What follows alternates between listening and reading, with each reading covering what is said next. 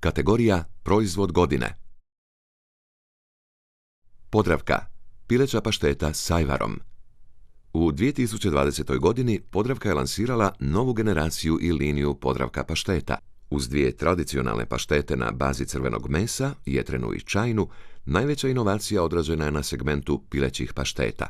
Uz postojeće okuse, pileće klasik i pikant paštete, novost su 3 nova okusa: pileća jetrena, pileća s vrhnjem i pileća pašteta s ajvarom. Iz koprivničke prehrambene kompanije ističu kako je Podravka pileća pašteta s ajvarom izrađena od najkvalitetnijih dijelova pilećeg mesa, filea i zabatka i po tome je jedinstvena na tržištu. Uz to ne sadrži palmino ulje, pojačivače okusa, konzervanse i arome.